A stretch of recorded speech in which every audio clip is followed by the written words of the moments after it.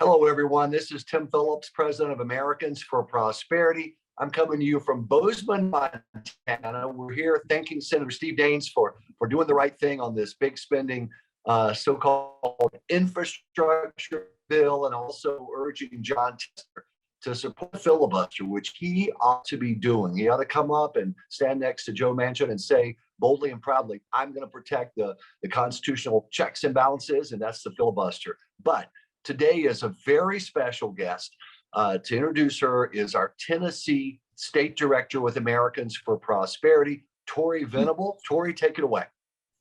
Hey, everyone. So glad y'all could join us tonight.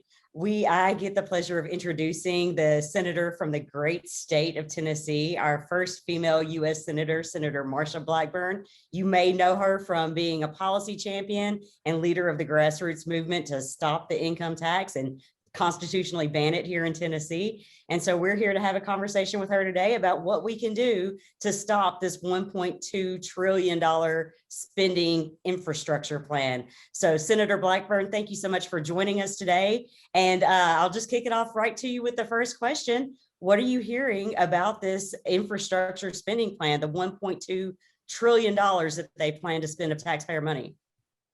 Well, Tori, what we are hearing is that there's a little bit, you've got 110 billion for roads and bridges and 65 billion that would go to broadband. But the whole bill is $1.2 trillion, as you said. Tennesseans they've been loud and clear on this. They want an infrastructure bill that deals with roads and rivers and runways and railways and broadband. That is infrastructure. And they don't want to be funding a wish list of projects for the left wing of the Democrat Party. They don't want to see provisions of the New Green Deal or to have provisions that are going to be there for subsidies for electric vehicles, or have reporting requirements on cryptocurrencies or a tax on cryptocurrencies. And they want to make certain that any spending that we do is paid for, that it's not going to be a bill that sets us up for higher taxes for today and a lot of debt that is going to be left for our children and grandchildren. So Tennesseans have been, while they're very pro-infrastructure and want to see that done, they are not for this piece of legislation. Yeah, Senator, that's exactly where we are at Americans for Prosperity. One of the core functions of government is infrastructure, roads and bridges and things like that. But in this case, the federal government, they spent $1.9 trillion earlier this year. It was a partisan line vote with Democrats doing that. They spent, I guess, around $4 trillion, $5 trillion last year. Some of that was absolutely needed to battle this pandemic. A lot of it was just bailouts for big spending states, and it wasn't needed. But it always feels like that the liberals, they hold hostage the key functions of government that people know we need. They spend on every other wish list partisan program, like you mentioned, the Green New Deal and things like that. And then they hold us hostage. And that's so frustrating to Americans out there. And I wish the Democrats and also the dozen and a half or so Republicans that are looking at this would think about that. Well, you're exactly right. When you've got $7.5 billion for subsidies for electric vehicles. Now, we do not have the grid capacity to support the amount of electric power generation that would be necessary to support an all-electric vehicle fleet of cars in this country. You don't have the technology available to put together the network of all of these charging stations that would be required. And from the research work that we have done, looking at what TVA would need to generate in power, and then what our co-ops and our electric companies would have to distribute, every single charging station at a truck stop would require the equivalent of 250 homes. Now think about that. This is the kind of infrastructure change you would have to see. Now, how is that electricity going to be generated? It is going to be generated by coal and natural gas, hydroelectric power, nuclear. So the Democrats need to think about this a little bit more carefully. And then you look at the component parts that are necessary for solar panels, things that are necessary for some of these lithium ion batteries. And we don't want China to be at the forefront of benefiting from an infrastructure bill that the United States Senate is going to pass. So Senator Blackburn, there's so much in this bill, 3,000 plus pages, right? And 2,702 pages. That's right. 2,702. So yes. We would talk about the highlights of a bill, but really it seems like there's more lowlights, the worst parts of the bill. Would you give us just a couple more things that you think are probably the worst things that are going to be included in this package and why you plan to vote no? Tori, I think the pay-fors are very troublesome for me, because you're talking about recouping money from Fannie Mae and Freddie Mac and recouping money from the SBA, from some of the money that was there supposedly for our small businesses. You're talking about money that was there for unemployment insurance that was not used. Well, a lot of that is coming from red states because our governors are the ones that said, let's open up and get back to work. And then you're looking at a new tax on cryptocurrencies, even though they say there's not a new tax in the bill. If you're going to generate $28 billion from reporting requirements and taxes on cryptocurrencies, that's a new tax. When you look at the fact that you're going to drive up the cost of logistics and transportation and drive up the cost of power generation in this bill, then there is a cost to that to the taxpayer because their costs are going up. There's going to be more money that is coming out of their pockets. And you have to look at some of the other issues that they get into. This is to be about infrastructure. It's not to be about financial services. It's not to be about Medicare. It is not supposed to be about cryptocurrencies. This bill should be there on infrastructure. And we should use money that is in the system to pay for it. There's one thing that many Tennesseans, as they've talked to us about this bill, they've been really surprised to learn it is a lot of new spending.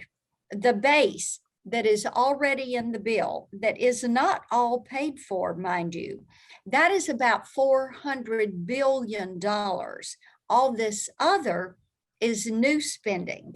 And that is why we continue to talk about the new spending that is in the bill. You've got a $400 billion base for transportation projects that is there. But Tennesseans want money to go to roads and bridges. We've had an issue down in Memphis with the I-40 bridge that was out for several months and had to be repaired. And we had to find traffic workarounds for people that were going on I-40, and which is an interstate that goes from North Carolina to California.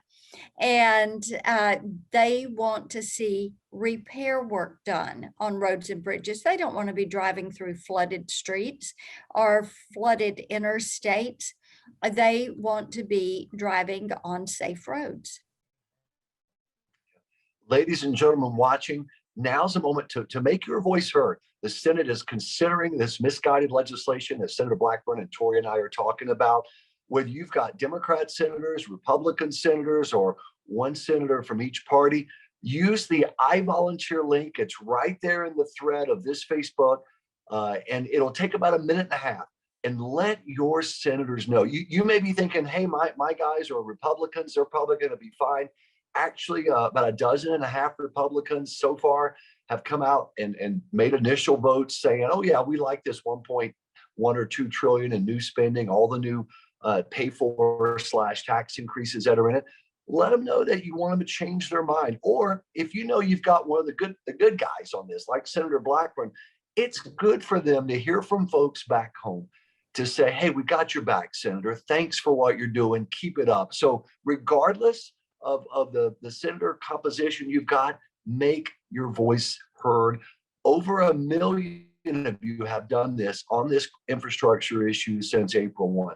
That's incredible, but we've got to keep the pressure on. So I urge you to do that. Click that I volunteer link right there. Senator Blackburn, normally with bipartisan legislation, I worked on the Hill many years ago.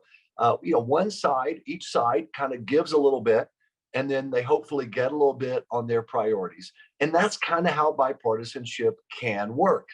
But in this case, isn't it true that President Biden and Speaker Pelosi and Senator Schumer, they've already admitted, hey, whatever we get from these guys on the other side on this bill, we're going to turn right around literally the next day and do a jam it down, full on partisan $3.5 trillion bill with everything else that the Republicans don't give us in that bipartisan deal. That seems to me as a heck of a way to call bipartisanship. Can you walk folks through how, to their credit, the president and others have admitted that's what they're going to do? Yes, it's a little bit frustrating. And of course, we've got plenty of amendments in to put in some of the things we wanted to see in the bill that are not in there. Like, how about a shovel-ready infrastructure project that would end up saving us money? It's called Build the Wall. How about restarting the Keystone Pipeline? Shovel ready, ready to go. Let's get that pipeline in gear. That would help bring down inflation. So we've got those amendments ready that would push these projects that would be in line with Republican priorities. And what we have heard, and we heard Speaker Pelosi say it, she does not intend to take up the bipartisan bill until she has taken up the $3.5 trillion spending. And Tim, you talked a little bit earlier about the money that has been spent. And I have a chart that is on my website and social media that is kind of a history of our nation's debt. And you look at what the debt was from the time George Bush left office, and it was $10.6 trillion. Too much debt for me. I used to tell President Bush all the time that I thought he spent too much money. And you were right. Then, yes, then you look at what Obama Biden did while they were in office. They doubled that debt. Now, from George Washington to George Bush, we built up $10.6 trillion in debt. And then in 8 short years, that debt doubled.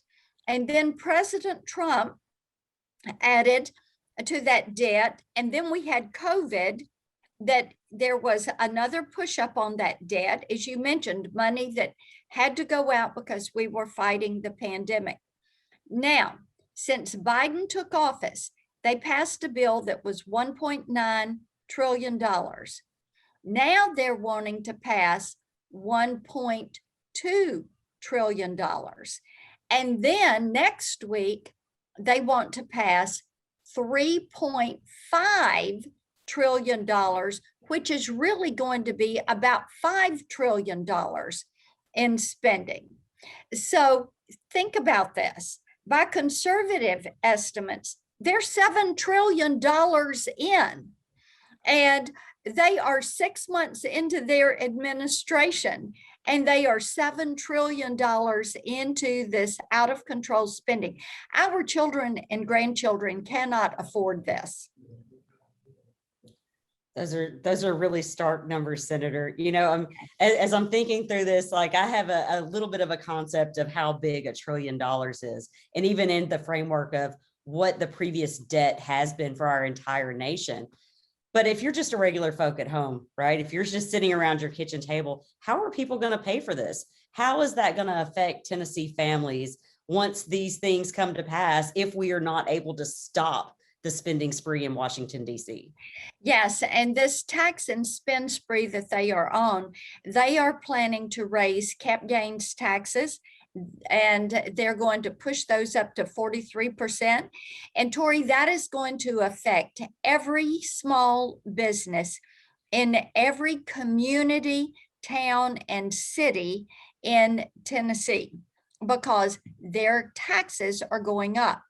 And it means they're going to have less money that they're going to be able to plow back in to those businesses that are on Main Street in every one of our communities. You're going to see marginal tax rates go up.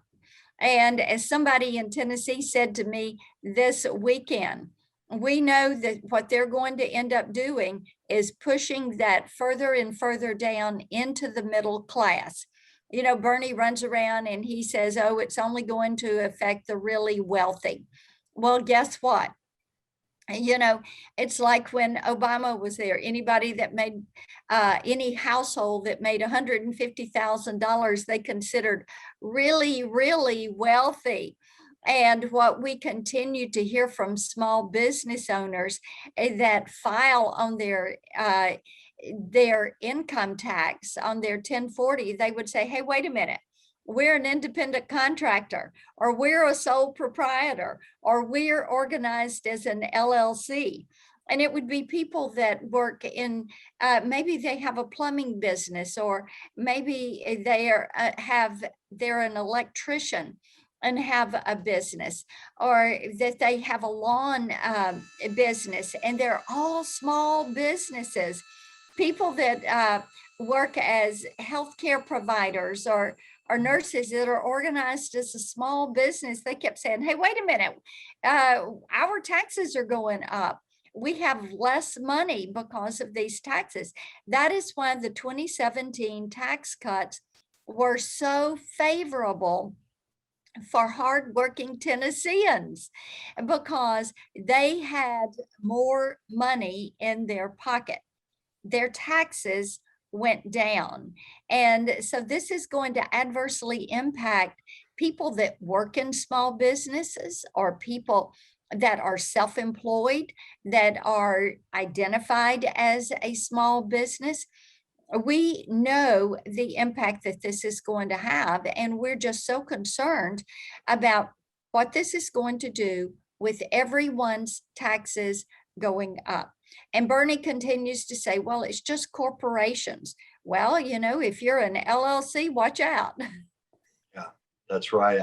I out on the road, Senator Blackburn, when I talk to our activists at our Americans for Prosperity events, one of the big concerns, worries they've got is inflation. You know, the energy prices going up, especially on gasoline, food prices. They talk about that a lot. Heck, plywood. I was talking to a small business guy. He said that the cost of plywood is through the roof, sheetrock, just basic staples. And that hits, you know, seniors on fixed incomes, that single mom with a couple of kids on a tight hourly wage or salary. Do you have a sense that your Senate colleagues understand that all of this overheated spending coming out of Washington is having a dramatic impact on the inflation front? Do you think they have a sense or an understanding of that? I am beginning to think that they do not have an appreciation for what people are facing. You know, when you look at the price at the pump, when you look at the price at the checkout counter, at the grocery store, the price of everything is going up. I talked to a mom today who brought up the fact that she couldn't believe the difference. She buys basically the same thing every week, and how much that has gone up. Saturday, I was talking to a couple. They are farmers in Tennessee, and they were talking about how the price of fuel, the price of transport, the price of fertilizer, all of that affects our farms in Tennessee, whether it's someone who is farming 10 acres or somebody that is farming, 500 acres. This is an impact that they are seeing. It means they are going to make less money. So I know we're nearing our time together, Senator. What would you like to add before we wrap it up and we direct people one more time to make sure that they're reaching out to their senators and they're reaching out to Congress? What parting thoughts do you have for us? Tori, I think it is so important for people to let us hear from them. We are working so diligently to protect the American people and to preserve freedom. And I say this regularly. Ronald Reagan's statement that every generation has to fight for freedom. We don't pass it on in the bloodstream.